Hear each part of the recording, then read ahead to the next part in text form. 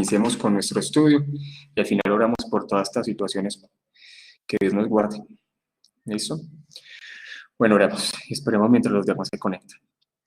Bueno, Padre, gracias, Señor, por este tiempo que nos permites pasar. Gracias por los hermanos, Señor, que se conectan en este estudio que hacemos, Señor, cada 8 días. Te damos gracias porque sabemos que tú nos guías, nos diriges. Mira, Señor, esta porción de la palabra del libro de Romanos que estamos profundizando. Te pedimos para que seas, Señor, tú iluminándonos y guiándonos para que podamos entender y comprender más y más tu palabra. En nombre de Jesús. Amén y amén. Listo, entonces hoy vamos a profundizar sobre esta parte de Romanos capítulo 7, versículo 20 al 25. Entonces vamos a ir profundizando sobre este versículo. Hace 8 días profundizamos y hablamos sobre bastantes, digámoslo así, temas, ya que esta parte de Romanos 7, como lo habíamos dejado claro, es como esa parte donde Pablo se coloca como ejemplo de lo que es la vida del creyente, en donde Pablo va mostrando lo que es esa lucha que vive el creyente, lo que llamamos esa lucha hasta el último día de su vida contra la carne, ¿cierto? Que es la lucha que experimenta las personas que son regeneradas. Entonces vemos que Pablo está como mostrando esa lucha o lo que se vive en una persona regenerada, tratándolo como explicar con el fin que los romanos lo pudieran comprender. Le hemos dejado claro que una persona, no, digámoslo así, no regenerada puede experimentar ciertos cambios de conducta morales, pero realmente él no ha sido liberado del poder del pecado. En cambio, aquí lo que Pablo va a explicar deja claro que el creyente no está dominado por el pecado, no obstante, hay una lucha. Nosotros no predicamos el perfeccionismo, pero sí predicamos la regeneración, donde el creyente es liberado del pecado y vive para servir a Dios. Entonces miremos estos versículos. Hay versículos, esto más que todo el versículo 25 es un versículo muy complejo, pero vamos a estudiar. Dice Romanos 7:20, y si hago lo que no quiero, ya no lo hago yo, sino el pecado que mora en mí. Entonces veníamos hablando desde hace 8 días que el creyente, y Pablo lo explica, quiere hacer siempre el bien, ya que como la regeneración lo que trae es un anhelo para vivir tanto mi mente santa y mi alma santa. Ese es el anhelo que tiene el creyente, quiere vivir para agradar a Dios, pero dentro de sí haya algo, y es que el pecado mora aún en el creyente. Digámoslo así, hay un remanente de pecado, y como lo hablamos hace 8 días, Dios permitió eso en el creyente con el fin que el creyente fuera dedicándose a su santificación hasta el último día de su vida, para que fuera creciendo en santificación. Entonces Pablo empieza a explicar aquí que hay veces uno hace lo que no quiere. Yo puedo anhelar servir a Dios, anhelar vivir para Él, pero hallo que en mí todavía hay algún pecado que me lleva a hacer lo que yo no quiero hacer. ¿Sí? No obstante, como yo les he dicho, uno constantemente, yo con eso sí estoy en contra, y más que todos los jóvenes, yo se los he dicho mucho. Es más, esta tarde leí una frase más de eso, de jóvenes que tienen conocimiento de la reforma, tienen conocimiento del cristianismo, pero todo el tiempo es gracias al Señor, porque a través de su gracia me ayuda en mis pecados, y todo el tiempo es así. La regeneración, lo que me lleva a mi entender, es que yo he sido liberado del pecado, pero tiene que haber un proceso de santificación donde yo vaya sometiendo la carne cada día de mi vida. O sea, yo tengo que mirar atrás y mi avance tiene que ir creciendo. Pero si yo cada rato es con lo mismo, con lo mismo, con lo mismo. De hecho, en estos días mostraron un video de Paul Washer que se volvió también viral, y Paul Washer hablaba de eso, que se discute mucho sobre la reforma, de lo que es la reforma, pero lo que uno debe entender es ser bíblico, que las personas aprendan a ser bíblicas y dejen ese cuentico de todo el tiempo que yo soy reformado y que la gracia, pero no avanzan en santidad. Y con eso yo no estoy de acuerdo. Entonces Pablo dice, si yo hago lo que no quiero es porque el pecado mora en mí. La vida cristiana es una vida disciplinada en los medios de gracia, lo que es la oración, la palabra, el congregarme, el abstenerme, el autorreflexionar. Por tal motivo, lo que es una vida ociosa no tiene comunión con la santificación. Si yo tengo una vida ociosa, no tiene nada que ver con la santificación, porque realmente el creyente debe tener una vida disciplinada y se debe ejercitar para la piedad. ¿Alguien quiere comentar este versículo? Romanos 7:20, dar un aporte adicional.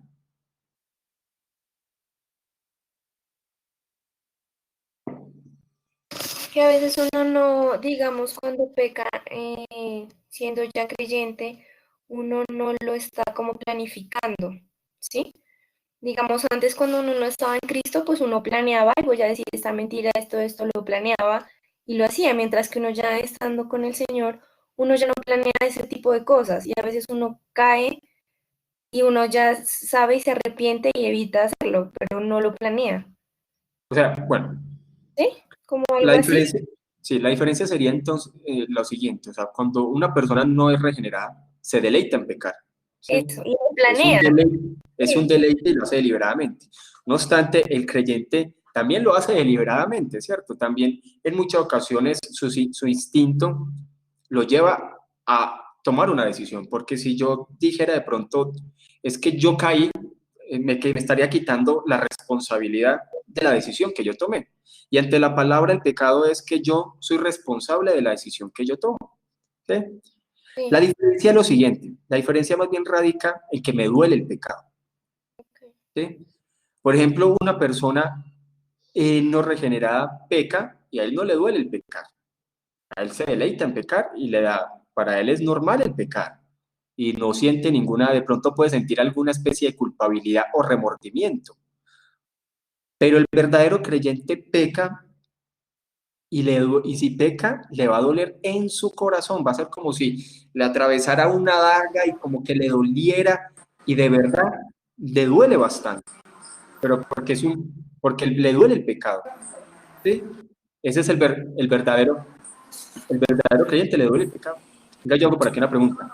Yair, ¿cómo está Ecuador? Ahí ya que lo vi ingresar. Hola, ¿cómo está, hermano?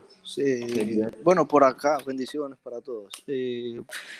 Acá la cosa está grabándose cada día más, me imagino como en todos lados, pero tomando estrictamente medidas para poder tener en cuarentena a las personas y, bueno, al menos en la ciudad de Guayaquil, que es la que tiene más número de casos afectados.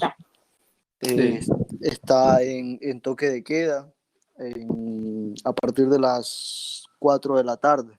Ya, creo Ay, que sí, en la medida de lo posible, creo que estarían No, bebé. y al final oramos aumentando por todo. todavía, extendiendo todavía el toque de queda, el horario de toque de queda. Ujú. Listo, perfecto, sí. Sí, Al sí, final oramos por eso. Es que le estaba preguntando a cada uno para al final orar. ya, Listo, bien, sí, bien. hermano, no hay problema, ok. Listo, listo. Listo, Daniela, no sé si de pronto respondí ahí más o menos lo que... Sí, sí, sí, sí, gracias. Sí.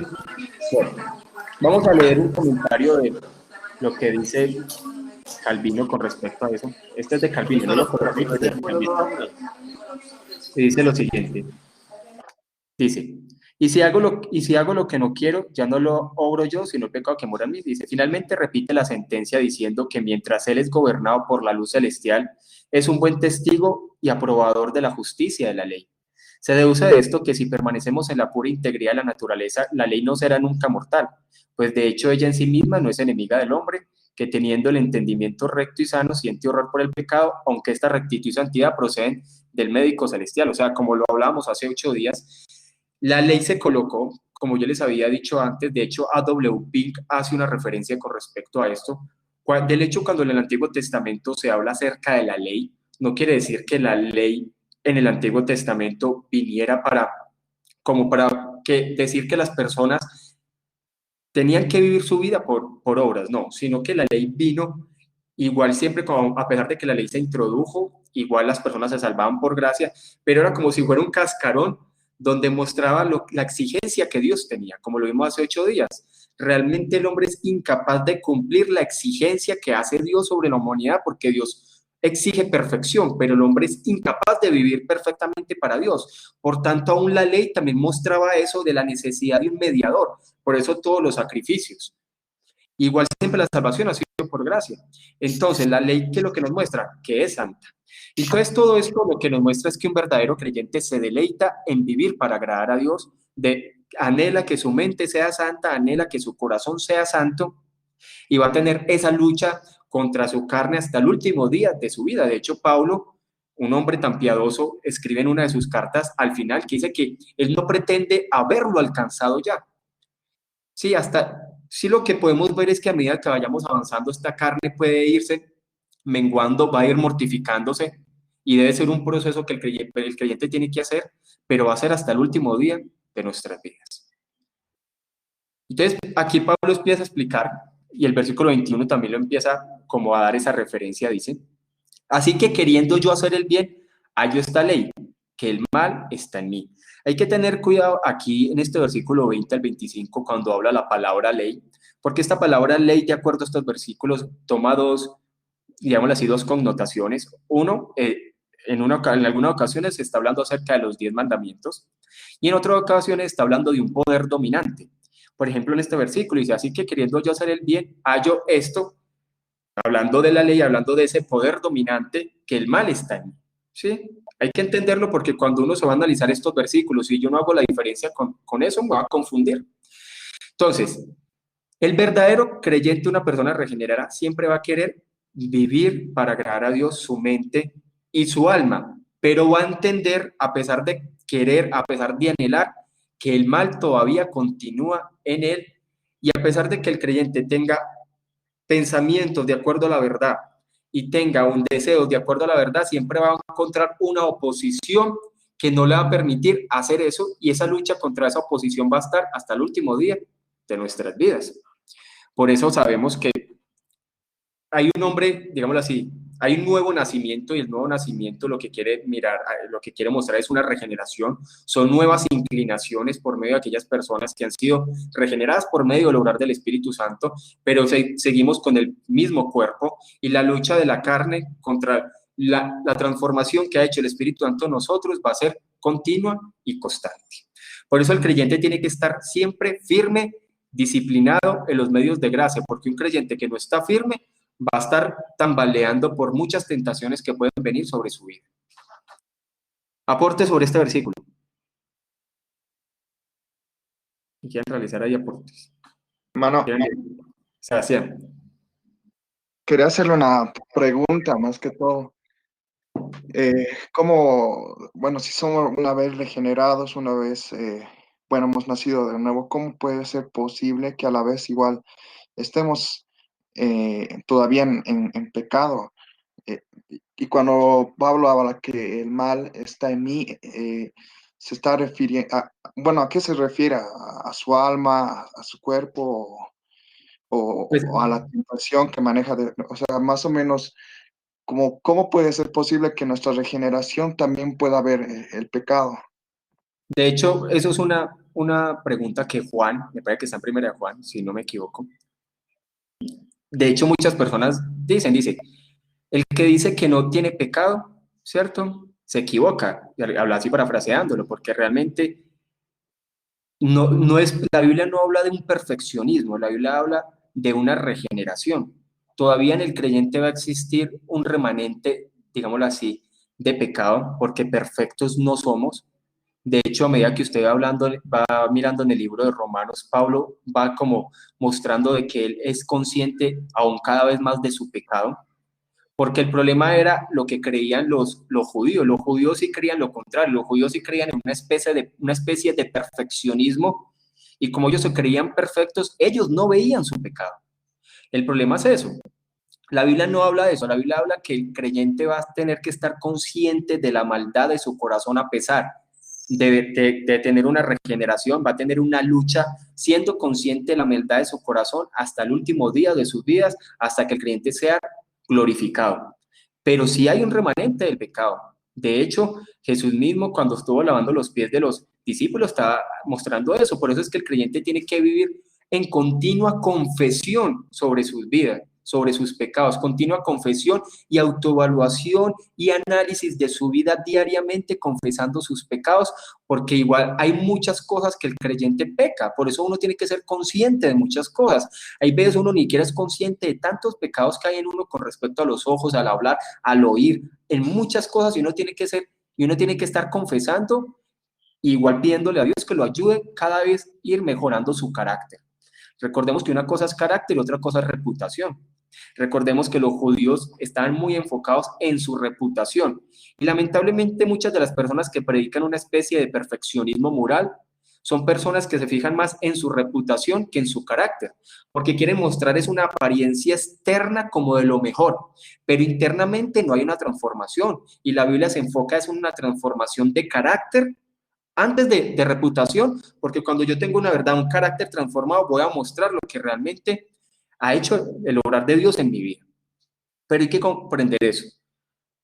Un creyente, de hecho, un creyente maduro, un creyente serio, es una persona que aprende a conocer el pecado que está en su corazón.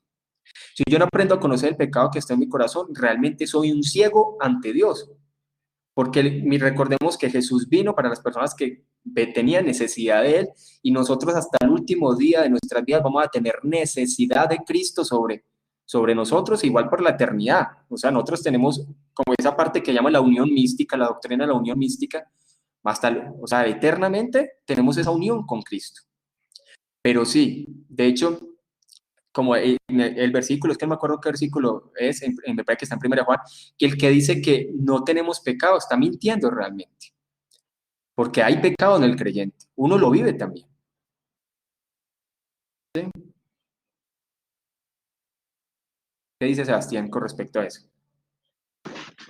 Más o menos, o sea, bueno, yo lo entiendo que tal vez es por el cuerpo, la falta de la transformación del cuerpo, porque es como un cuerpo que está pervertido, que está pervertido por el pecado, que ha estado incluso muy atacado por el pecado y es Pero lo que no, aprovecha. pero no lo mire no lo mire solamente del cuerpo, porque recordemos que la palabra habla también del corazón.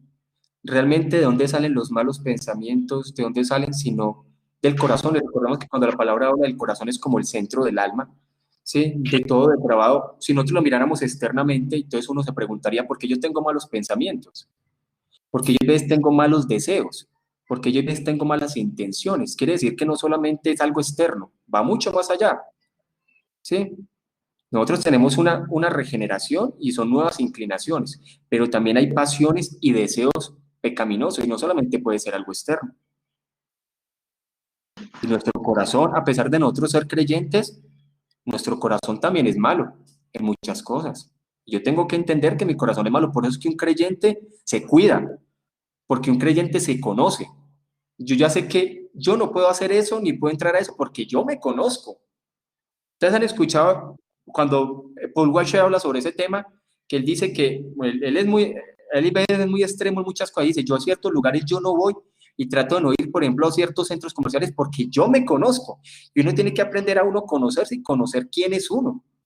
Como creyente también. Es que el creyente no puede creerse el fuerte, no puede creerse el valiente, porque aquellos que creen el fuerte del valiente son aquellos que son orgullosos y el orgulloso Dios lo humilla. Yo tengo siempre que entender que cuando yo soy un verdadero creyente, yo me conozco y en lugar de yo saber que hay cosas que a mí me agradan y pueden ser muy perjudiciales, yo más bien las evito y me abstengo, porque la verdadera vida del creyente es de negarse y abstenerse de muchas cosas.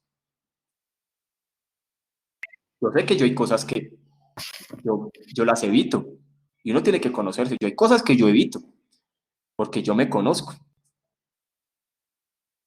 Y esa es la vida del creyente, uno tiene que conocerse. Y tiene que cuidarse. Mire, por ejemplo, tomando otra vez el caso de Paul Washer, por aquí somos wacherianos, como dicen.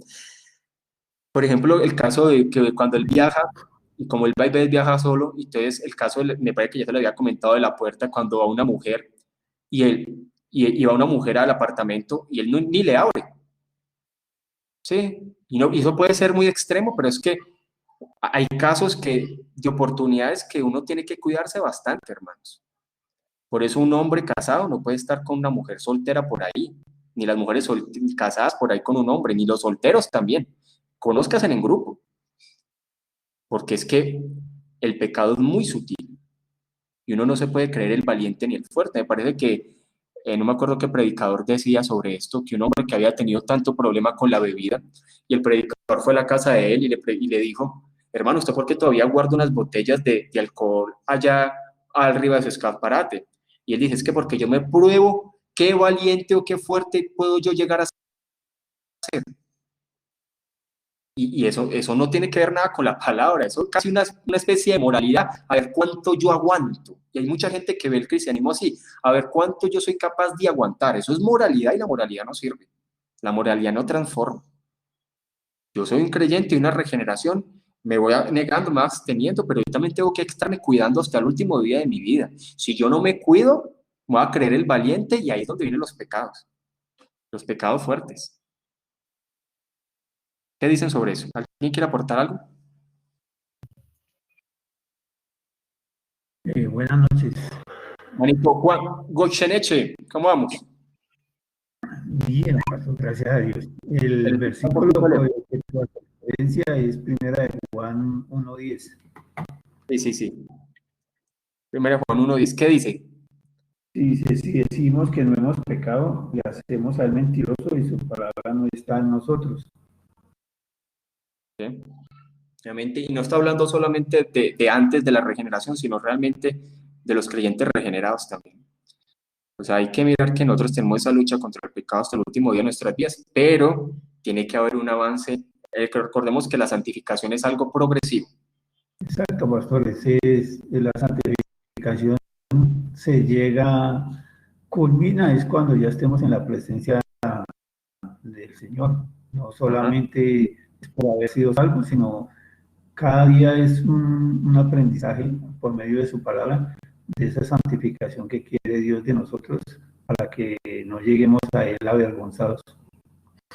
Así es. O sea, el único que ha vivido una vida perfecta aquí en el planeta Tierra ha sido nuestro Señor Jesús. Es el único que ha cumplido con todas las exigencias que el Padre hace, por eso nuestra salvación está en los méritos de Cristo. De hecho, los judíos creían que Abraham, Isaac y Jacob también habían vivido una vida perfecta, pero Pablo deja claro que eso no fue así, que la salvación ni de Abraham, ni de Isaac, ni de Jacob fue por sus obras, porque igual ellos eran pecadores, y de hecho cuando uno ve la vida de Abraham declinó varias veces en muchas cosas, casi por temas de incredulidad. Abraham fue salvo por gracia. Miremos lo que dice Hendrickson con respecto a esto.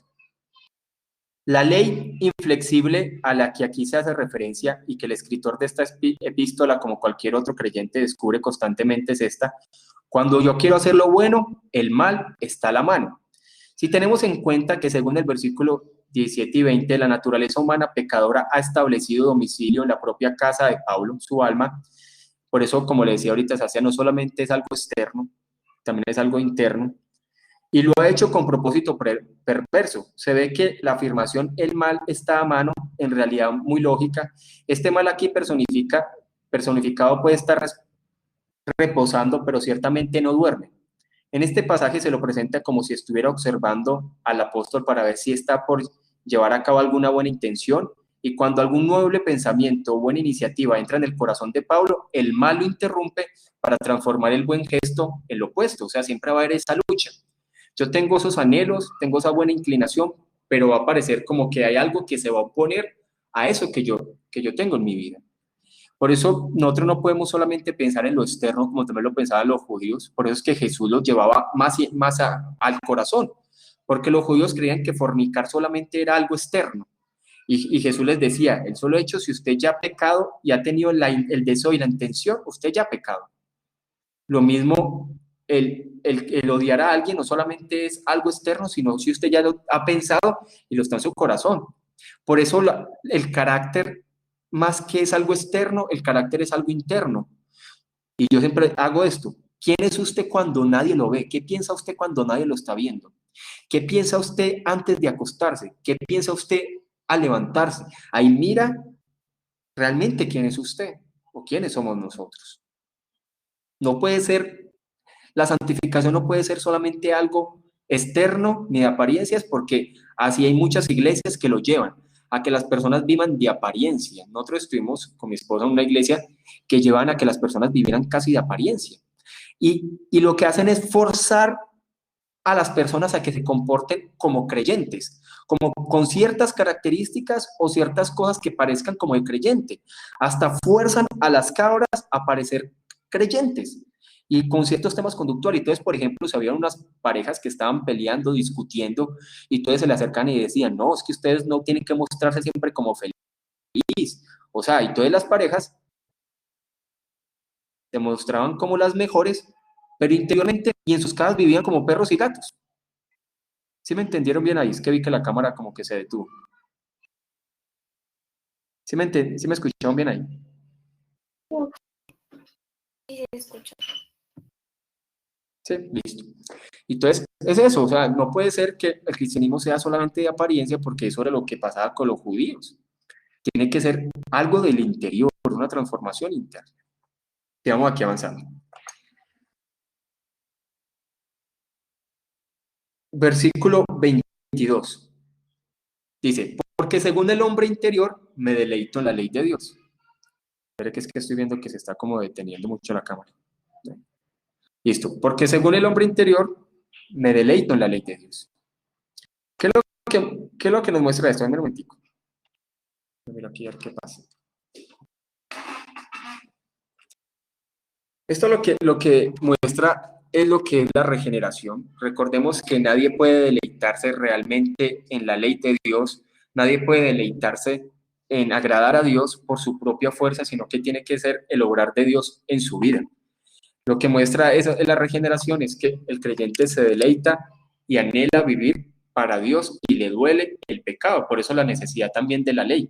O sea, nosotros no podemos ser anti-ley, porque hoy hay una predicación de una supergracia donde las personas casi que se les lleva a que no hablen de la ley, sino que el verdadero creyente entiende que para él es imposible cumplir la ley por su propio, por tal motivo necesita del obrar de Cristo, y no es por su propia fuerza que va tampoco a andar, sino que dice que es por la mortificación de la carne por medio del Espíritu Santo, por vivir por el Espíritu Santo, por toda su vida ser guiada por el Espíritu Santo. Y es por medio de la gracia que el creyente va creciendo. Yo no puedo ser orgulloso y decir que lo que yo tengo como creyente es por mi propia fuerza, sino que es la gracia de Dios que ha actuado en mí. Yo no puedo ser orgulloso porque cuando yo creo que todo lo bueno espiritual, toda digámoslo así, la capacidad espiritual que tenga y que yo veo que los demás no son capaces, voy a creer que yo lo hice por mí mismo. No, es la gracia de Dios obrando en mí y es por medio de la gracia de Dios que yo soy lo que soy,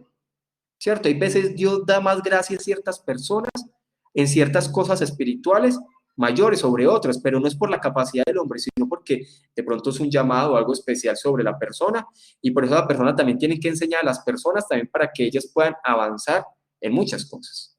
Pero igual, la persona regenerada se deleita en la ley de Dios, se deleita en agradar a Dios, se deleita en obedecer a Dios. ¿Listo? Un aporte ahí. A Jorge no lo he escuchado hablar hoy casi. Jorge ahí. Y quieren hacer un aporte adicional sobre estos versículos.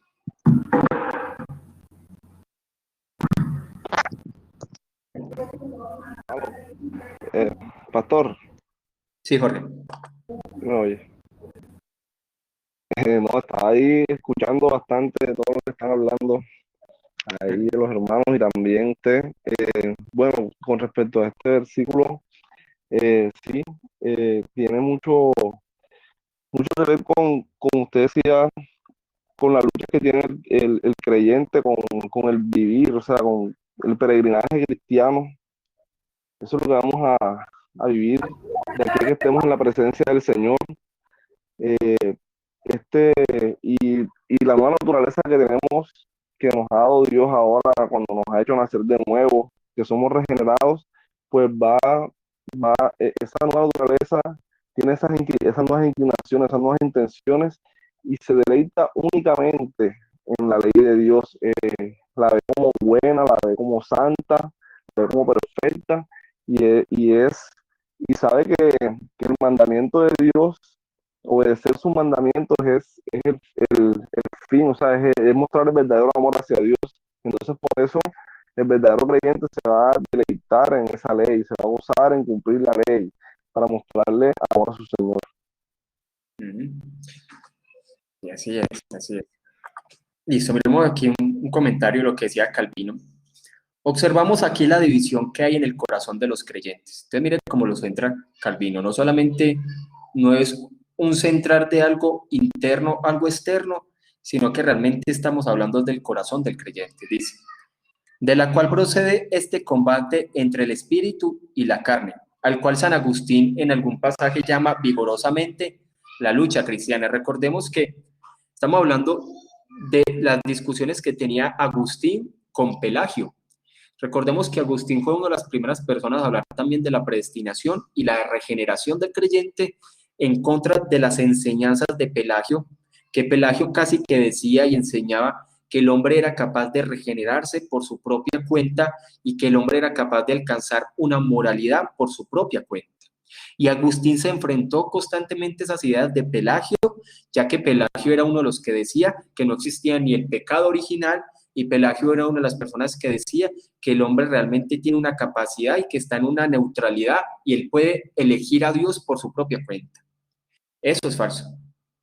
Recordemos que en la historia siempre ha existido o religiones que creen que ellos son capaces por su propia cuenta, o los que creemos que es Dios obrando en nosotros por su gracia. Entonces, Agustín llamaba a eso la lucha cristiana. Dice, la ley de Dios llama al hombre a la rectitud de la justicia. La iniquidad, que es como una ley despótica de Satán, le incita a la perversidad. El espíritu le dirige hacia la obediencia a la justicia y la carne le retira de ella. Siendo así llevado el hombre de acá para allá por fuerzas contrarias, es como si fuera doble, más porque el espíritu debe dominar y quedar por encima. Él lo estima y le elogia por esto. O sea, lo que Pablo también quiere, lo que aquí Calvino quiere también explicar es lo siguiente, y es que el verdadero creyente va a tener una lucha, pero el creyente ya no es dominado por el pecado, como sucede con las personas no regeneradas, donde el pecado es dominado, donde las personas se dejan llevar por sus instintos, donde las personas se dejan llevar por sus anhelos, donde las personas se dejan llevar por sus pasiones, por la maldad de su corazón, sino que el creyente lo que vive es una lucha, la lucha cristiana en su corazón, y por eso la necesidad de todo el tiempo el creyente estarse exponiendo a la palabra y estarse sometiendo a ella. El 23 dice, entonces, dice que primero ve que se deleita en la ley de Dios, pero dice Pablo, pero veo otra ley en mis miembros, que se revela contra la ley de mi mente y me lleva cautivo a la ley del pecado que está en mis miembros. O sea, hablando acerca de esas pasiones, hablando acerca de lo que cuando la palabra habla, la carne no solamente quiere hablar de la parte externa, sino de todas esas pasiones y malos deseos del corazón. Y él dice que hay otra ley que se revela contra la ley que está en su mente, o sea, contra aquella que quiere vivir para agradar a Dios, y el cual dice que lo quiere llevar cautivo al pecado que está a sus miembros. O sea, que hay una lucha constantemente entre el creyente. Siempre se va a vivir esa lucha entre el creyente. Eso es lo que debemos de entender. ¿Alguien quiere aportar sobre este versículo? ¿Alguien que no haya hablado? Las mujeres quieran hacer un aporte sobre este versículo.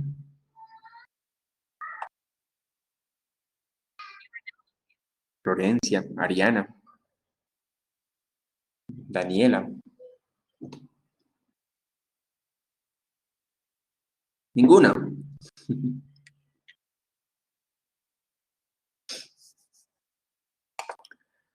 ¿Qué piensan de ese versículo?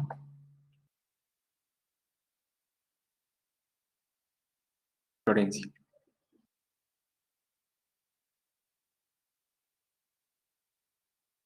Hola. Hola. Recién pude ingresar porque se me trancó todo con un problemita. No pude escuchar lo que estaba diciendo, disculpe. Ah, listo. Bueno, entonces, Daniela, sí. Sí, que igual la lucha que uno tiene pues es diaria, ¿no? Que con el pecado, pero pues que igual uno ve que Dios ahí está con uno y uno a veces supera esos obstáculos o no sé cómo llamarlo, y pues a veces no. Entonces ahí en los que uno no aprende, uno ahí siempre está aprendiendo. Dios a uno lo va edificando.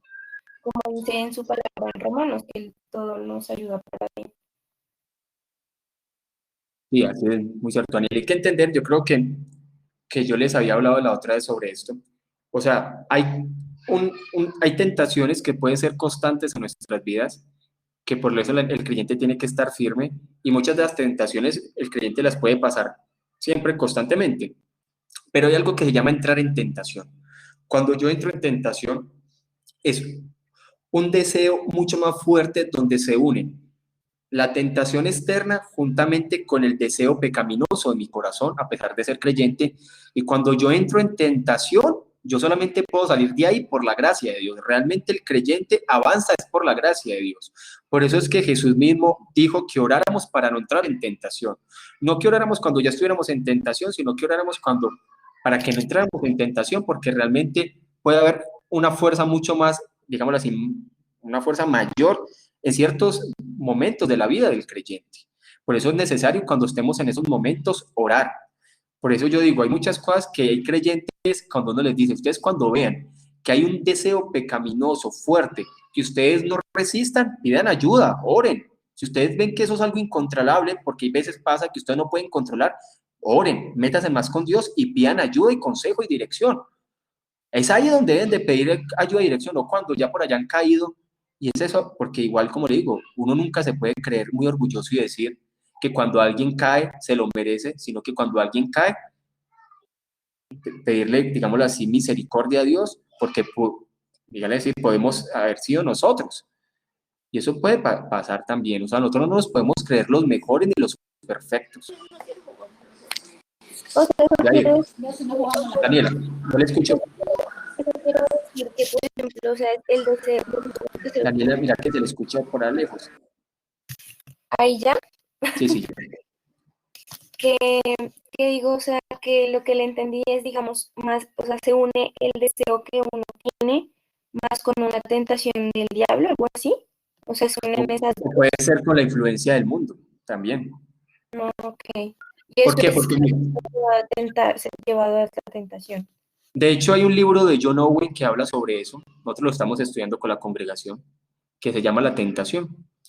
Y también él habla mucho sobre esa parte. Por ejemplo, David. No quiere decir que David nunca en su vida había tenido una tentación con una mujer. Probablemente la había tenido antes, ¿cierto? Pero llegó el momento indicado donde David en su ociosidad se quedó en el castillo y se unió con esa pasión que está en su corazón, con algo que él estaba viendo externamente, y David entró en tentación y cayó en la tentación. Mire, por ejemplo, el caso de Pedro. Pedro se creía muy valiente y Pedro decía, no, yo nunca voy a pecar, pero pecó. Negó a su Señor 3 veces. Que uno no puede creer valiente, realmente uno siempre tiene que estar andando por la gracia de Dios. Pero si hay una lucha interna del creyente, eso no se puede negar. Por eso es que Pablo dice, pero veo otra ley en mis miembros. O sea, hay algo, no solamente esos miembros, está hablando de algo exterior. También hay deseos y pasiones también dentro del creyente. O ustedes no tienen deseos y pasiones, o ciertas cosas que no le agradan a Dios. Eso es de todos los creyentes, hermano, y es algo que tiene que irse mortificando a medida que se vaya avanzando. Sí, hay malos pensamientos, hay malos deseos, hay malas cosas que salen de nuestra boca, muchas cosas, y eso es una vida de devoción que nos tenemos que estar ejercitando para la piedad. ¿Listo? Ya iba a hablar ahorita, ¿cierto?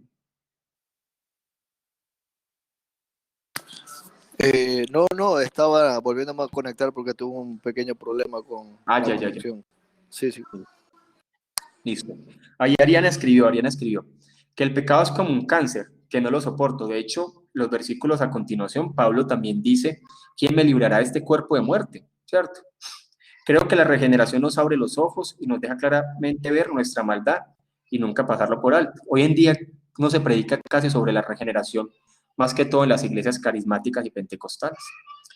Dice, no se peca queriendo, pero la naturaleza es doble, y es el espíritu luchando con la carne, pero si lo doblega, gracias a su gracia, sí. Y esa es la doctrina de la mortificación del pecado, que yo les he hablado bastante, que tampoco esa doctrina ni se enseña, ¿cierto? La mortificación del pecado, y tiene que existir una mortificación de la carne en el avance del creyente. Miremos qué dice Lutero con respecto a esto. Dice, pues uno y la misma persona es espíritu y es carne, ¿cierto? Por esto lo que él hace según la carne aparece como hecho por el hombre entero. O sea, yo no puedo vivir. No es que el que pecó fue mi carne, no. Realmente la Biblia siempre habla, nunca hace una división entre la parte invisible del hombre y la parte material del hombre, o mejor dicho, entre su alma y su cuerpo. Nunca hace esa diferencia. sino que siempre es la persona completa haciendo el bien o la persona completa pecando. Entonces, es el hombre entero, dice, pero al mismo tiempo, como él se resiste al mal, es del todo correcto también decir que el mal no lo hace el hombre entero, sino solamente una parte de él. De modo que tanto lo uno como lo otro es verdad. El que actúa es el mismo y el que actúa no es el mismo. Parece como un pensamiento ahí paradójico, pero realmente es así. O sea, si yo peco, igual soy yo. Si yo vivo por la gracia de Dios, es Dios obrando también en todo mi ser. Pero hay una lucha interna dentro de mí. Eso no, debe ser evidente. De hecho, a lo largo de la historia, muchos filósofos han tratado de explicar esa parte del dominio del pecado sobre el hombre, porque hay pecado sobre el hombre, pero las personas no regeneradas lo único que pueden experimentar es una especie de culpabilidad y remordimiento por el mal que ha hecho. Esa culpabilidad y ese remordimiento no se pueden asemejar a la regeneración, porque hay muchas personas que están dentro de las congregaciones que se hacen llamar que son cristianos y nunca han nacido de nuevo, pero ellos experimentan remordimiento y experimentan una especie de culpabilidad que no es la regeneración ni es un verdadero arrepentimiento. Yo les he dicho, probablemente en la actualidad hay muchas personas que están dentro de las iglesias y no son regeneradas. Es más, muchos líderes que no son regenerados. Es más, hay pastores que no han sido regenerados. Y pueden vivir una conducta moral, pero como no hay una regeneración, tarde que temprano van a apostatar de la fe. Y entonces, de acuerdo con lo que Ariana decía, dice, miserable de mí, ¿quién me librará de este cuerpo de muerte? O sea, dando a entender de que mientras estemos en este cuerpo, vamos a tener esa lucha. Mientras estemos en este cuerpo, vamos a tener esa lucha, porque Pablo, ¿cierto? Que uno diría que tienen un grado de devoción, pues en la perspectiva humana, igual Pablo también era un pecador igual que nosotros, ¿cierto? Que por la gracia de Dios llegó a hacer lo que él llegó a hacer. Hasta el último día de su vida, él mismo decía eso, ¿cierto? Miserable de mí, ¿quién me librará de este cuerpo de muerte? Porque mientras estemos aquí, el único santo perfecto es nuestro Señor. Nosotros solamente somos santificados por medio del obrar del Espíritu Santo en nosotros. ¿Qué tienen para decir de este versículo? Miserable de mí. Jorge. Pastor Carlos. Sí. Bueno, en este versículo, Pablo demuestra como que esa exclamación que hace de cómo se siente en realidad un creyente viviendo, o sea, obviamente con la naturaleza que uno tiene ya regenerada, obviamente estamos viviendo pero tenemos este cuerpo de muerte, o sea, este cuerpo que aún está sujeto a esas pasiones, a esos deseos, como usted decía ahorita. Entonces él hace esa exclamación que quiero liberar a ese cuerpo de muerte y se hace llamar a mí miserable. Entonces yo por ahí también tengo un pequeño comentario de MacArthur, donde dice que según la tradición, una tribu antigua cerca de Tarso ataba el cadáver de una víctima de homicidio a su asesino, a fin de que la descomposición infectara lentamente al culpable hasta ocasionarle la muerte. Esta puede ser la imagen que Pablo tenía en mente. O sea, él sentía como si tuviera un cuerpo en descomposición encima de él. O sea, en su nueva naturaleza, como un nuevo hombre, sentía que aún tenía ese rezago, como usted decía ahora también, de ese remanente de pecado que aún cargamos. Entonces, el creyente en realidad, cada vez que está, se ve de esa manera, porque cada vez que uno se expone a la palabra, a la oración, a los medios de gracia, es exhortado en la iglesia, todas estas cosas, cuando uno está más cerca del Señor, a su santidad, entonces se ve uno mismo más claro su pecado. Entonces vemos que Pablo se veía él como un miserable realmente, o sea, y en realidad eso es lo que cuando nos exponemos a la santidad de Dios, eso es lo que somos. Por eso hay que tener mucho cuidado cuando yo ya me crea bueno. Digo que un creyente nunca se debe creer bueno. Bien, obviamente hay un obrar de gracia, es decir, todo lo bueno que yo tengo es porque Dios ha obrado en mí. Todo lo malo que yo soy yo mismo. Pero cuando yo me acerco a Dios y yo creo que no tengo pecado. Ay, hermanos, qué ciego está, qué ciego está, porque así eran los judíos. Se acercaban ante Dios y decían, gracias Señor, porque yo no soy como los demás pecadores. Eso es fariseísmo. Antes, cualquier verdadero creyente, así lleve años en el cristianismo, cada vez va a notar que hay más pecado en su vida. Y hay muchas cosas, y mire, hay tantas cosas que uno no es consciente, pero está ahí, ¿cierto? Hay muchas cosas. Por eso le digo, uno cada vez se tiene que reflexionar sobre su vida. ¿Ya ahí vio hablar ahí? Sí, hermano. Algo a acotar a este punto es que mientras uno como cristiano se va acercando más a Cristo, al Señor, buscando en el trono de la gracia su santidad, uno va a hallar más gracia en su vida, por ende va a andar en una mayor integridad, mayor santidad, y entonces va a poder visualizar, obviamente con la ayuda del Señor, de su Espíritu Santo, a encontrar esos pecados que todavía quizás somos ciegos y no detectamos, por los cuales estamos tropezando, o quizá dando mal testimonio a nuestro prójimo o a nuestros hermanos. Entonces podría hallar esos pecados que quizás son de tropiezo para otras personas, ya que nosotros somos muchas veces ciegos de aquellos pecados que quizá alguna indiferencia o quizá una falta de amor, de atención, porque siempre por una u otra manera vamos a fallar. Entonces, y quizá sea más concurrente y se vuelva un pecado habitual que si no lo cortamos de raíz, pues puede llenarnos de orgullo o de vanidad. Así es. Calvino decía con respecto a esto, miserable hombre de mí, ¿quién me librará del cuerpo de esta muerte? Y se concluye todo este asunto con una vehemente exclamación, por la que el apóstol demuestra que no solamente tenemos que batallar contra nuestra carne, sino también que necesitamos gemir continuamente y lamentarnos delante de Dios. Esa parte de clamar, uno siempre dice cuando hay personas que se acercan, uno dice, es que yo no soy capaz con mi pecado, hay mucha gente que dice así, yo le digo, es que esto no existe fórmulas mágicas, llore por su pecado, clame por su pecado, gima por su pecado, clame a Dios porque Dios sea orando en usted, pero es necesario no solamente ser consciente del pecado, también es clamar y mortificar el pecado por medio del obrar del Espíritu Santo. Dice, por causa de nuestra infelicidad y miseria, porque no se pregunta quién te librará, dudando como los incrédulos que no se resuelven a buscar un libertador único, sino que su palabra es la del hombre que lucha penosamente y permanece como aplastado por su carga, porque no siente una ayuda tan poderosa como fuera menester para vencer enteramente su mano. Andrea Justiniano dice, el verdadero creyente debe de reconocer la vileza que aún habita en su cuerpo mortal, para así luego experimentar el consuelo a través de la justicia de Cristo. ¿Sí? Un creyente, una persona que no reconoce su pecado, nunca va, digámoslo así, a experimentar el obrar de Dios en su vida. Y esa es la parte de la regeneración. Por tal motivo, las personas regeneradas siempre tienen que andar en una actitud confesando su pecado, analizándose y negándose y mortificando su pecado todos los días de su vida. Ese es el creyente.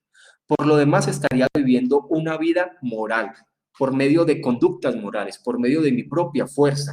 Y cuando eso es así, tarde que temprano, como lo hemos visto en el capítulo 7, me voy a dar cuenta que el pecado sigue vigente y con mucho poder en mí, y por eso es que vienen a apostatar de la fe.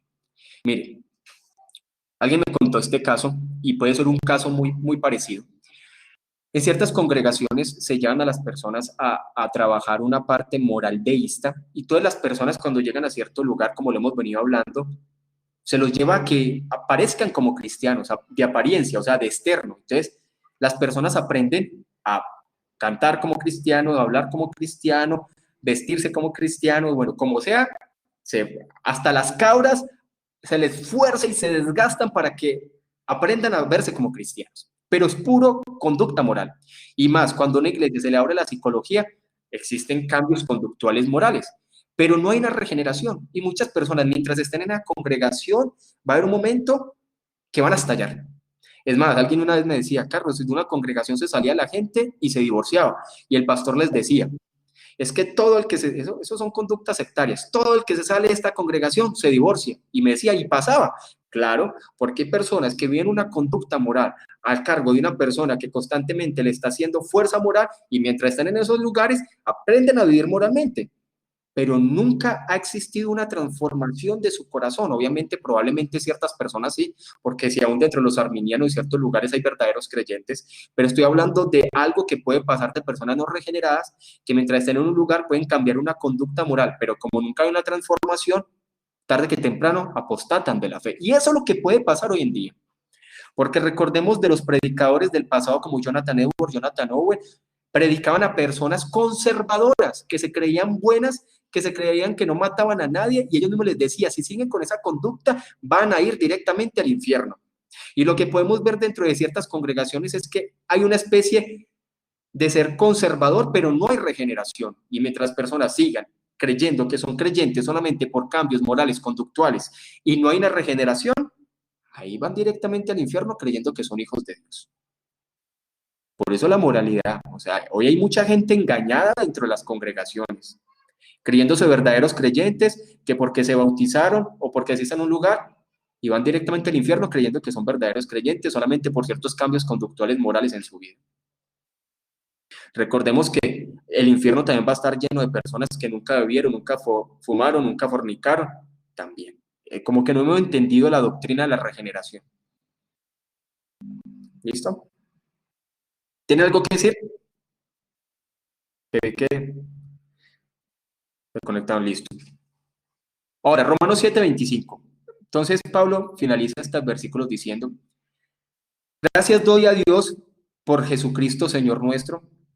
Ahí este versículo es muy complicado y cuidemos de este versículo porque este versículo hay que leerlo dentro de su contexto porque daría pie para ser utilizado por los de la teología liberal y la teología progresista. Dice, gracias doy a Dios por Jesucristo, Señor nuestro, así que yo mismo con la mente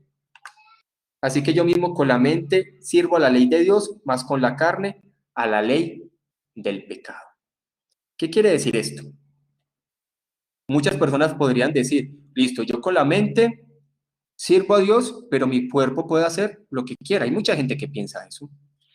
Yo soy un servidor de Dios, yo soy una persona entregada al servicio a Dios, y en mi carne yo puedo hacer lo que quiera. De hecho, muchos gnósticos pensaban eso. Ahí ese versículo no está diciendo nada de eso. Ahí lo que está diciendo ese versículo es lo siguiente. Está hablando de que realmente el creyente tiene que vivir en un progreso de su santificación, pero hay una lucha interna evidente que va a ser notoria hasta el último día de su vida. Y esa lucha es que la persona regenerada va a querer vivir para agradar a Dios, va a querer vivir para estar con Dios, para servirle, pero va a haber otra fuerza que es lo que llamamos la carne, ese remanente de la carne, que se va a oponer a ese querer vivir para agradar a Dios, que va dentro del contexto. ¿Listo? ¿Alguien quiere decir algo? Para que vayamos finalizando este punto para hablar sobre el libro. Daniela.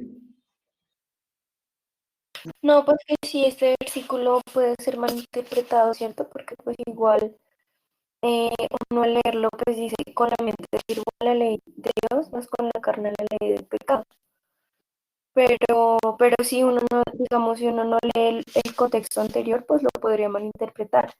Pero claro, digamos, la explicación que se da, sí, o sea, porque obviamente uno con la mente quiere servir a Dios, a veces la carne a uno no le permite, pero pues uno con la lucha que va teniendo va dejando eso y va como agradando a Dios. Sí, y recordemos que en esta lucha debe ser más las victorias que las derrotas. Sí. ¿Alguien más quiere decir algo sobre este versículo? Pastor, de la primera parte de este versículo es la respuesta al anterior versículo. Dice Pablo que quien me librará de este cuerpo de muerte, pues por medio de Jesucristo, por la gracia que nos da Dios al entregarlo en la cruz, y nosotros teniendo una fe verdadera verdadera en esa obra redentora, es el único que nos puede librar.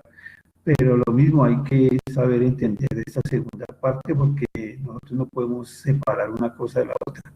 Simplemente el cuerpo es un obstáculo para nosotros, es algo que tenemos que saber llevar, pero por medio del discernimiento del Espíritu que nos da para saber qué es lo que estamos haciendo, si esto agrada a Dios o no. Ariana dice, cuando Jesús nos manda a tomar su cruz, se refiere a esto. Otra cosa, lo que está hablando es que el cristianismo, antes de ser algo de autorrealización, antes de hacer algo de autopromoción, el cristianismo es más de negación y abnegación. Eso es lo que hemos de entender. Que hoy se vea un evangelio que hable de autoproclamación, de autoexaltación, de promoción, ese es otro evangelio. Pero cuando vamos a la palabra, de hecho Jesús manda a los creyentes a negarse, a abstenerse, a cargar su cruz. Y esa es la vida del creyente, o sea, una vida de estarse negando para dejar esa parte de ser tan independientes y de depender más de Dios. ¿Sí? Florencia, ¿quería hablar? No, que es evidente, es en ese pasaje la lucha que hay entre la naturaleza pecaminosa y la nueva naturaleza del creyente, y que no tenemos que subestimarla, nada más. Que es importante también alimentar el espíritu para eso y no dejarse llevar por la parte carnal, digamos, y ser disciplinado, como usted ya había dicho, en ese Así aspecto. es. Vamos a mirar esa parte de Hendrickson, la dejé ahí como mirando, a mí me gusta mucho el comentario de Hendrickson, y lo vamos a leer, dice, aquí debemos proceder con sumo cuidado, ya que el escritor no considera que cosas tales como la mente y la carne sean seres independientes, por eso la aclaración que hicimos sobre estos versículos. Por el contrario, como se ha indicado con anterioridad, ambos pertenecen a Pablo.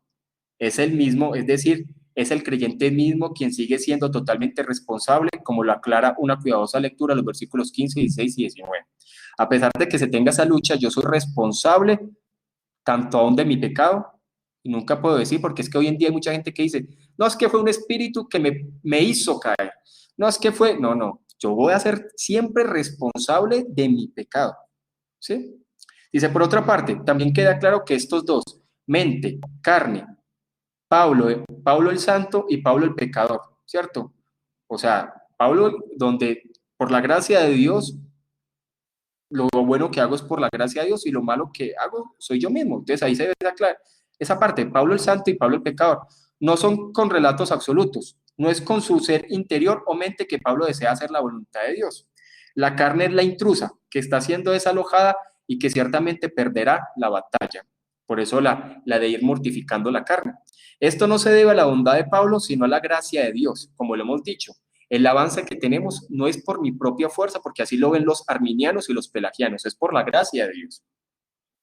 ¿Sí? Como el apóstol lo proclama fuerte y alegremente, él exclama, gracias a Dios por medio de Jesucristo nuestro Señor. ¿Sí? Es por la gracia de Dios. Andrea Justiniano dice, solo el evangelio puede librar al creyente de la ley del pecado, el verdadero evangelio, no un evangelio tergiversado que está predicando hoy en día, es el verdadero evangelio que transforma al creyente, ¿sí? Haciéndolo justo por medio de Cristo, porque la ley del Espíritu que da vida en Cristo Jesús te libró de la ley del pecado y de la muerte. Sí, es que estaba haciendo la aclaración ahí, qué pena, Andrea. Y porque hoy se predica otro tipo de evangelio en muchos lugares, que es un evangelio que no transforma al creyente. Listo. Aportes adicionales para pasar a hablar un poco sobre el libro. Hermano, Gracias. creo que es como que en el anterior versículo termina como, bueno, como cuando hablamos de la salvación, ¿no? Con las malas noticias de que realmente estamos perdidos, que no podemos llegar a agradar a Dios por nuestra cuenta, y parece que toda la cosa termina ahí, pero lo que hace Pablo es continuar con un gracias a Dios por Jesucristo, porque por medio de la muerte de Jesucristo es por la cual nosotros llegamos a ser regenerados, por la cual llegamos a vencer al pecado, no por lo que somos o por lo que podamos hacer, sino gracias a la muerte de Jesucristo. Y da gracias por eso, gracias al Señor Jesucristo, porque solamente por Él, por la cruz que Él, en la cruz que Él ha muerto, podemos ser libres del pecado. Sí, claro, o sea, hay que entender que todo lo que Jesús, por eso nosotros nos centramos solamente en Cristo. Por lo que Él hizo, sabemos que también es que el Espíritu Santo aplica esos dones que Cristo ganó por nosotros en nuestro corazón. Sí, hay que entender eso. Pero igual, como le digo a Pablo, lo que está mostrando es como esa lucha que vive el creyente por medio de ese proceso de regeneración. Porque hay que entenderlo, como le digo, hoy pareciera que no se comprende con claridad la regeneración. Les recomiendo un libro, yo siempre les recomiendo libros. Hay un libro que se llama El Espíritu Santo, creo que es de John Owen también, y habla profundamente sobre el tema de la regeneración. Se lo recomiendo, que da mucho entendimiento también sobre muchas cosas. ¿Listo? Listo, vamos a comentar un poco sobre el libro que estamos leyendo. Hoy iniciamos con un nuevo libro que se llama Contracultura, de David Platt. Y David Platt lo que está hablando, déjenme un momentico acá. Es un buen libro.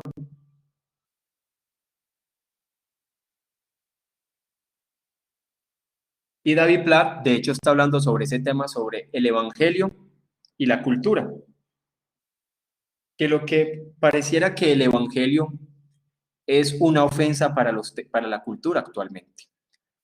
Todo lo que nosotros hablemos del evangelio va a parecer como una ofensa. De hecho, cuando predicamos el evangelio, aún pareciera que va a molestar a muchos evangélicos modernos. Por ahí una vez escuché a John MacArthur hablar que él nunca pensó que parte de su vida la fuera a pasar defendiendo el evangelio de los evangélicos.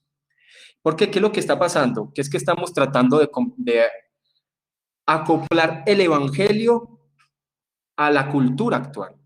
Y eso de acoplar el evangelio a la cultura actual lo que ha producido es lo que nosotros llamamos una teología progresista. Y lo que está pasando es que muchas de las cosas de esta cultura están entrando a la iglesia. Y entonces vemos que el movimiento feminista está fuerte dentro de ciertas iglesias. Estamos viendo que esta parte de la ideología de género está fuerte dentro de las iglesias, donde hay iglesias, por ejemplo, de reconocidas, donde la homosexualidad la ven de otra forma, como se ha visto históricamente, sino que no llaman a las personas homosexuales a arrepentirse, sino a decir, es que Dios los ama, pero los dejan ahí sin hablar de una regeneración. Entonces, ese evangelio progresista, lo que estamos viendo es que están alejando la ofensa del evangelio. Y esa ofensa del evangelio es lo que habla David Platt, y es porque estamos acomodando el evangelio a la cultura. En lugar de que el evangelio en muchas ocasiones va a confrontar asuntos de la cultura, ¿sí? Va a confrontar, y mucho de ese punto es que él dice, lo que más ofende es que el evangelio habla de Dios, del Dios bíblico, no de ese Dios tergiversado que se quieren inventar, que es solamente amor, que parece un Dios hippie. Ese Dios no. Dice, del Dios, y la ofensa es de un Dios creador de todo, de un Dios que creó leyes, de un Dios que creó y estableció lo que es lo bueno y lo malo, y esa ofensa de un Dios que estableció lo bueno y lo malo es lo que a la gente no le gusta, sino que quieren acoplar a un Dios que esté de acuerdo a sus leyes y a sus cosas. Mire las ideas que salen hoy en día las feministas que dicen mis leyes, mis reglas, pero realmente Dios tiene unas leyes y tiene unas reglas. Las personas quieren vivir es para su mundo, no para Dios. Esa independencia que es la que hemos venido hablando en estos versículos no es bíblica. La Biblia no llama a que el ser humano viva independientemente a su parecer o a lo que crea. Las personas vivimos es para la gloria de Dios y para vivir sometidos a Dios. ¿Listo? Entonces, ¿se leyó más o menos el libro, si lo leyeron, o tienen algún aporte, a pesar de que no hayan leído parte del libro, sobre este tema cultural y la ofensa del evangelio? Ya que lo principal ofensa es Dios mismo para las personas, porque las personas no están de acuerdo con las leyes y las reglas de Dios. Sí, la gente piensa que los que estamos cerrados somos nosotros. Digamos, uno les va a hablar de, digamos, el simple hecho de la fornicación, que uno le dice que el sexo está bien en el matrimonio, y entonces dicen, ay, no, pero si yo amo a mi novia, si yo la quiero, entonces eso no es pecado. Entonces es muy complicado, o sea, porque, o sea, quieren como que hacer eso, que es poner como si eso fuera algo normal. Y mire lo que está pasando, ya que tocó Daniel ese tema, lo que está pasando en las congregaciones. Como pareciera que este tipo de teología progresista ya está infiltrada en muchos lugares. Entonces, a las personas cuando uno entra a las congregaciones y uno ve como ciertas conductas que no están apegadas a la palabra, y uno les dice, mire hermano, esto no es como debería de comportar un creyente, ni es la forma de... La gente se enoja, porque la gente no se quiere someter a las cosas de Dios, la gente quiere vivir, son sus propias reglas a su parecer, pero se creen creyentes. Y entonces uno lo que dice, qué pena, pero ese Dios no es el Dios de la Biblia.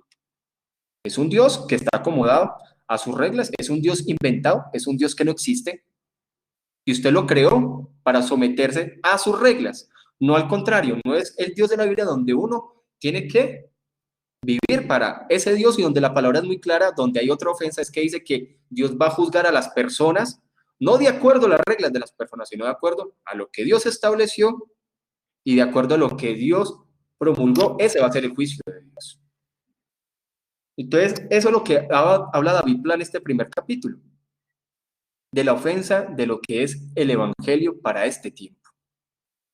Y también ¿Alguien más? otra cosa que se está viendo en la iglesia es, por ejemplo, que uno, digamos, al leer la Biblia sabe cosas que son claras, que Dios manda, y, y no hay necesidad de orar, sino hay que obedecer, ¿sí? Entonces, por ejemplo, un joven decía, es que yo le estoy orando a Dios por mi novia porque no es creyente, pero a ver si sigo con ella.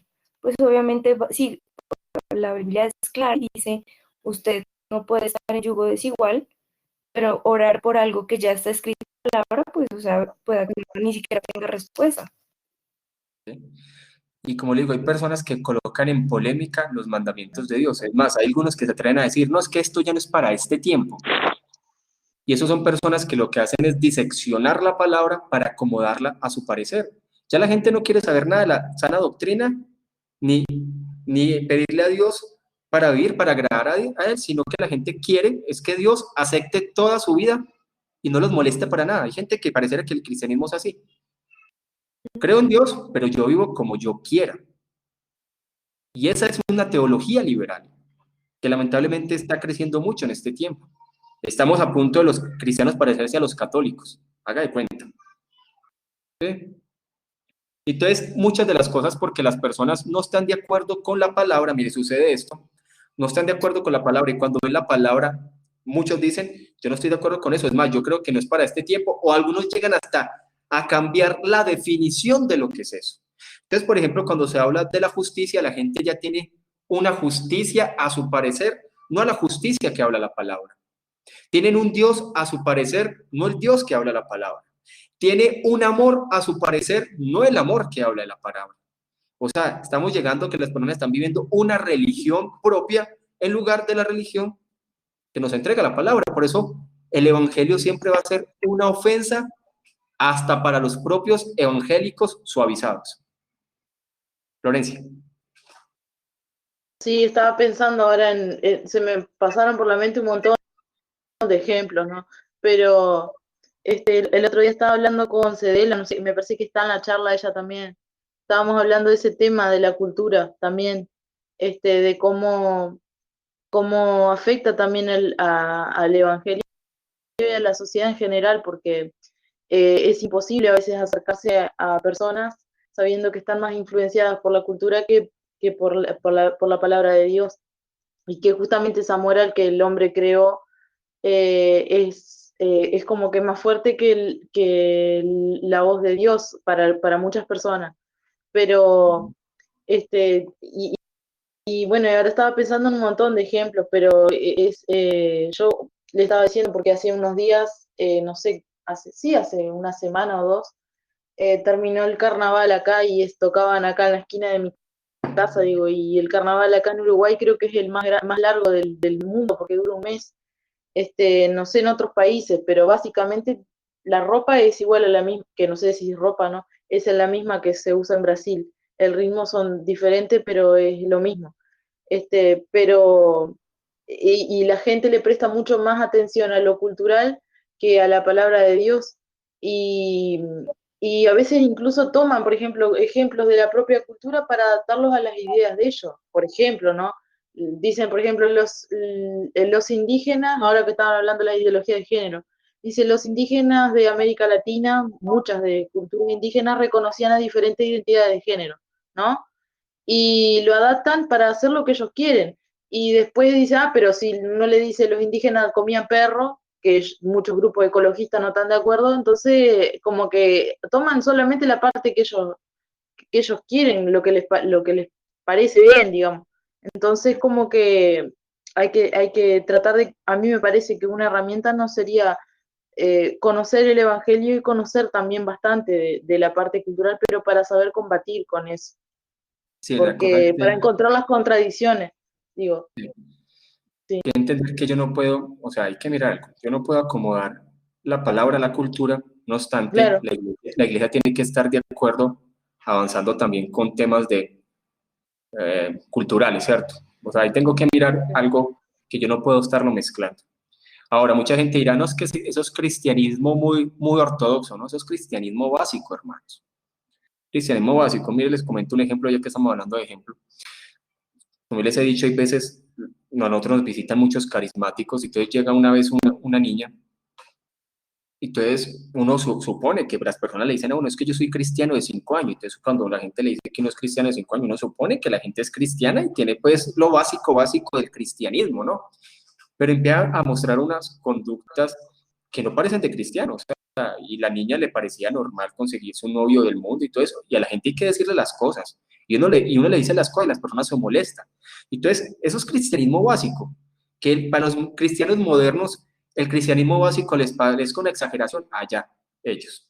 Pero sí, el cristianismo se está suavizando tan impresionante que hay mucha gente que vive a su parecer, está bautizado y se cree cristiano, y vive a su forma, a su parecer, como ellos quieren.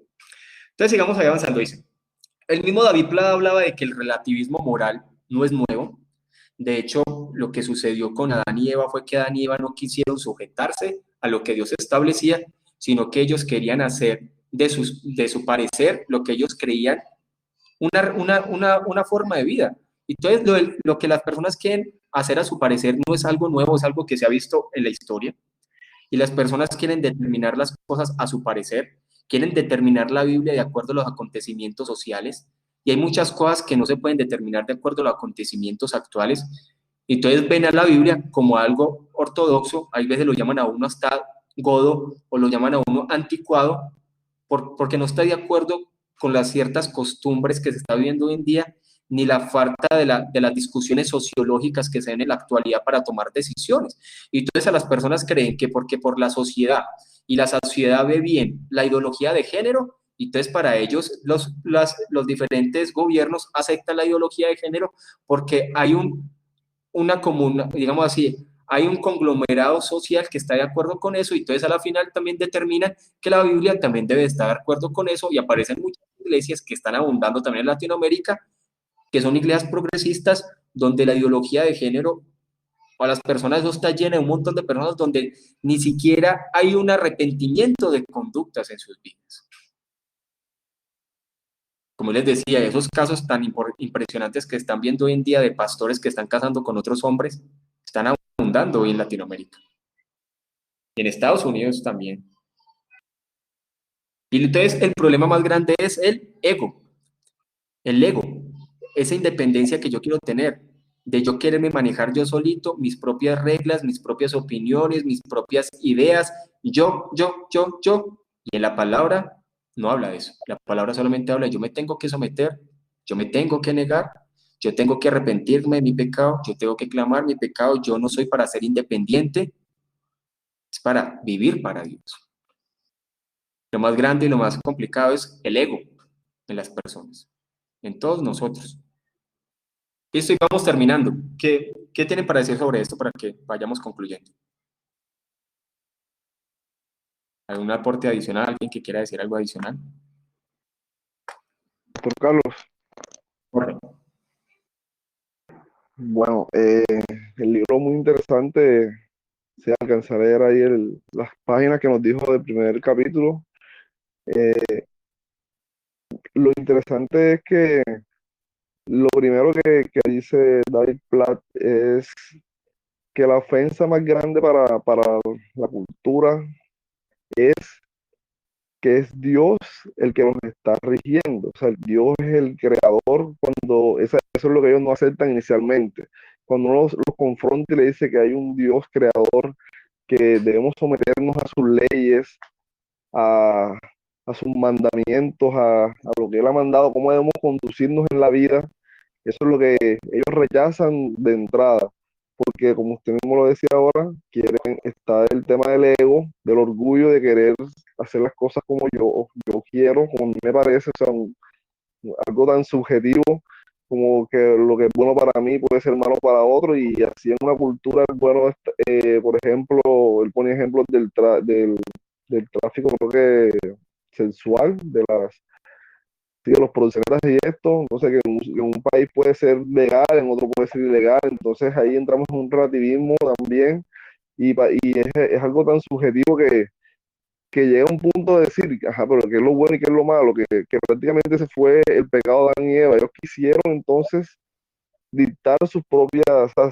decir que era lo bueno y que era lo malo, no como Dios les había dicho, este es el árbol del conocimiento del bien y del mal. O sea, ellos dicen, no, yo voy a decir qué es lo bueno y qué es lo malo. Entonces vemos que la cultura puede llevar a las personas, y hasta el mismo cristianismo, lo estamos viendo, a, ¿qué? A hacer lo que está por fuera de la palabra de Dios, que por algo Él nos dejó esa revelación especial para conducirnos, para hacer nuestra regla, la única regla de fe que tenemos. Entonces también él decía que el orden que debemos tener en cuanto a la vida, como Dios nos ha dado, primero Dios, luego el prójimo y luego nosotros, por último. O sea, ese es el orden que debemos llevar nosotros en la vida, pero en cambio la cultura nos dice, primero tú mismo, luego el prójimo para las cosas que nos convengan, para sacar un beneficio, un provecho de ese prójimo, y en algún lugar puede estar Dios ahí, el tercer lugar, o no sé dónde lo pondremos. Entonces vemos que en realidad es algo que está inundando las iglesias, y como cristianos verdaderos, como verdaderos creyentes, como hijos de Dios, debemos estar muy atentos y no dejarnos influenciar de todos estos movimientos que están ahora mismo, que quieren ingresar en las iglesias. Debemos cerrar filas en cuanto a eso, para que la palabra de Dios sea nuestra regla de fe y prevalezca siempre. Muchas gracias, Jorge. Bueno, un aporte adicional para que oremos. Yo les dije que al final vamos a orar por toda esta situación, ya que pues aquí hay varias personas también de otros países. Vamos a orar porque eso está fuerte el tema.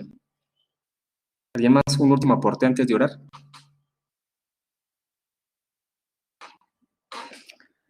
¿Listo? Florencia iba a realizar un último aporte. No, yo creo que ya lo dije, ya era solamente decir que es importante, sí, conocer la palabra de Dios y conocer la cultura, pero para saber combatirla, o sea, conocer en profundidad, pero para saber combatir, porque es importante, me parece que es muy importante eso. Por aquí, un momentico, que por aquí vi que alguien escribió, pero las notas, no en el chat, sino las notas. Un momentico y miro qué se escribió. Aquí oramos. ¿Ve? Bueno.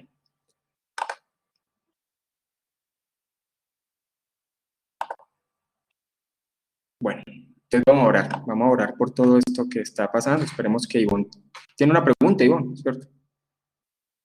Ivonne Ivonne, usted es doctora, ¿cierto? Médico, algo así. No me acuerdo que me había dicho la otra vez.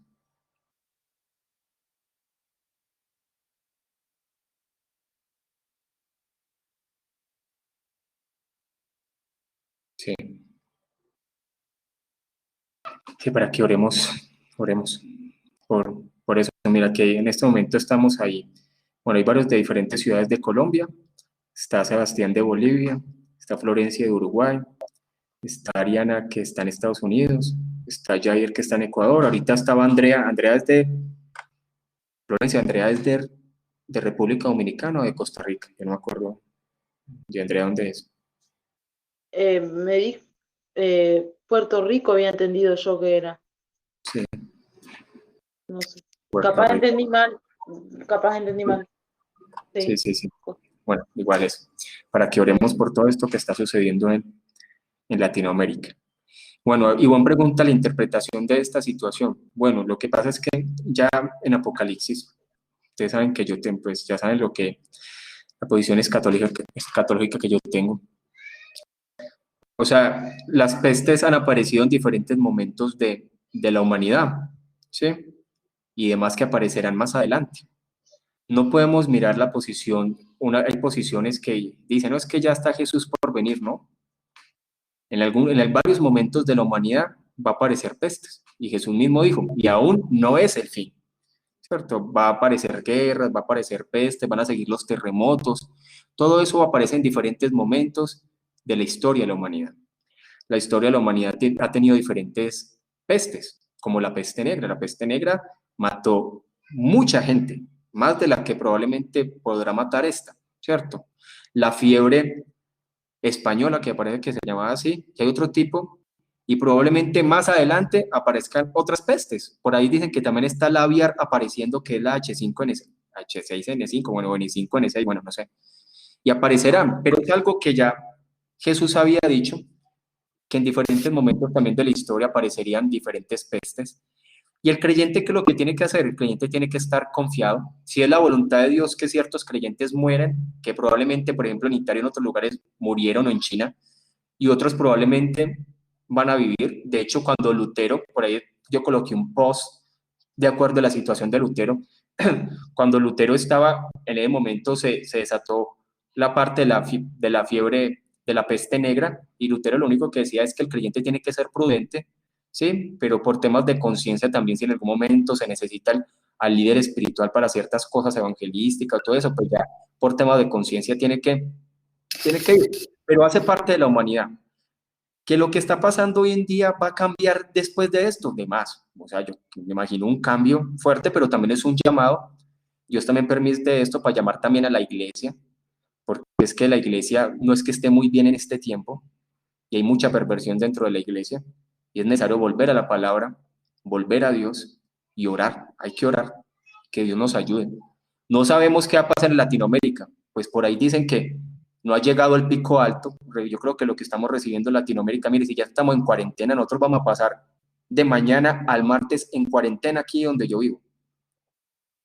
No sabemos qué va a pasar, apenas estamos recibiendo los inicios de esta peste, ya le toca a uno hacer servicios virtuales, orar, que Dios nos ayude y que sea la soberanía de Dios. Eso sí, no se pongan ni a decretar, ni a declarar, ni a profetizar. Mire, también qué ha pasado esto. Eso también ha mostrado y ha puesto en evidencia los falsos profetas y los falsos apóstoles. Mire, los falsos apóstoles se colocaban a hacer un montón de decretos. ¿Y qué decreto ha funcionado? Ninguno. Por ahí Maldonado, que es que decreto que se esfuma. ¿Cuál se esfuma? No se ha esfumado nada. Esos decretos de estos apóstoles modernos son más falsos que ellos mismos. O los profetas que en diciembre decían que el mejor año vendrá, falsos. Ahí se colocan en evidencia esos apostolados y esos profetas de la actualidad que son falsos. Lo único que tengo que confiar es en la soberanía de Dios y que Dios tiene el control. Así es como el creyente tiene que vivir, en la soberanía de Dios y que Dios tenga el control de todo. Y más que Ibones, de pronto en algún momento le tocará a las personas, en la congregación que yo también dirijo, hay un médico, y yo en algún momento les va a tocar, o sea, enfrentar este caso, que lo que se viene, que Dios nos ayude, que sea la misericordia de Dios, y que sea Dios también ayudándolo ahí para predicar el evangelio en medio de esas situaciones. Porque mire lo que está pasando en Italia están dejando morir casi las personas adultas, y por ahí estaba leyendo un documento donde muchas de las personas ni siquiera la única forma que se despidieron fue a través de una videollamada, y no tienen ni siquiera funeral, y muchas personas adultas en Italia murieron, y me imagino que en China también, y en España también. Entonces que Dios nos ayude. Entonces vamos a orar por esto. Entonces la idea también es que oremos y que Dios sea misericordioso y ayude también a la iglesia, que sea un tiempo para volver a las Escrituras, para volver a Dios. Y Ivonne iba a escribir algo adicional antes de orar. No, oremos. La idea es orar, ya que gracias a Dios estamos aquí de diferentes países y nos unamos a orar por las diferentes regiones donde están cada uno, que la iglesia también debe levantarse a orar y a clamar por todo esto que está pasando. Amén. Entonces oremos. Bueno, Padre, gracias Señor por este tiempo de la palabra que tuvimos acerca de Romanos capítulo 7, versículo 20 al 25. Sabemos, Señor, que esto obra en nuestras vidas, que tú, Señor, salvas personas, Señor, para que podamos vivir, para glorificarte y para exaltarte. Gracias, Señor, por los hermanos que estuvimos hoy, Señor, profundizando, Señor, en esta porción de Romanos, pero también aprovechamos, Señor, para orar por todo esto que está pasando alrededor del mundo y aún en Latinoamérica. Sabemos, Señor, que nada sucede sin que tú lo permitas, Señor, y tú has permitido esto en la humanidad. Tú has permitido, Señor, esta peste, Señor, en diferentes lugares de una forma sorprendente que ha afectado la economía, ha afectado la forma de vida, ha afectado, Señor, todo en la vida, Señor, de las personas. Apenas en Latinoamérica, Señor, está iniciando y pedimos, Señor, por tu misericordia, Señor, y por tu guianza. Tú eres, Señor, el Dios poderoso que tiene control de todas las cosas, que tiene control, Señor, de la humanidad, que tiene control de la vida. Y permítenos, Señor, que podamos, Señor, clamar, y permite, Señor, que la persona, Señor, puedan enfocarse, Señor, en ti y entender que Dios tiene control de todo, y si tú deseas, Señor, puedes cambiar las situaciones de la humanidad. Hoy te pido, Señor, y clamamos, Señor, enfocándonos en los países en los que estamos, Señor, en Latinoamérica. Ayúdanos, Señor, a todos, Señor, nosotros que vivimos, Señor, en América, Señor, en todo lo que es Latinoamérica también, para que sea tu misericordia, Señor. Si países tan desarrollados, Señor, en Europa, hoy veces, Señor, se han visto, Señor, casi limitados en muchos recursos. Ayúdanos a nosotros, Señor, los que estamos en países latinoamericanos donde los recursos, Señor, son más escasos y son mínimos, a poder, Señor, sobresalir, Señor, esta situación. Solamente clamamos, Señor, y te pedimos para que seas tú ayudándonos y que sea tu misericordia por los habitantes, Señor, que vivimos, Señor, en esta zona, Señor, del planeta Tierra. Levanta y moviliza a la iglesia, Señor, a orar. Levanta y moviliza, Señor, a todos nosotros a clamar, Señor, por tu ayuda, por tu guianza, y trae también arrepentimiento, Señor, dentro de la iglesia, y arrepentimiento, Señor, sobre cada una de las personas, que puedan mirar al Dios verdadero, y que hay más importante que la muerte física es la muerte, Señor, eterna, y que puedan entender que lo que debemos centrarnos es en la salvación de nuestras vidas, en la salvación de nuestras almas, porque sabemos que las podemos morir, las personas están muriendo, pero ¿qué va a pasar después de que morimos, Señor, y va a pasar a la eternidad? Permítenos, Señor, también a todos nosotros tener una oportunidad para predicar el Evangelio en estos tiempos tan fuertes, y predicarle a las personas, Señor, que es necesario que se arrepientan y miren a Dios, que pueden morir físicamente, pero pasar una eternidad sin Dios. Es necesario que acepten a Dios en sus vidas, Señor, y que estamos viviendo tiempos fuertes y vamos a pasar por tiempos fuertes, pero el creyente también se debe preparar, Señor, para los momentos fuertes. Te damos gracias por todos los que estamos aquí. Aún úsanos, Señor, para predicarles a otras personas. En nombre de Jesús. Amén. Amén.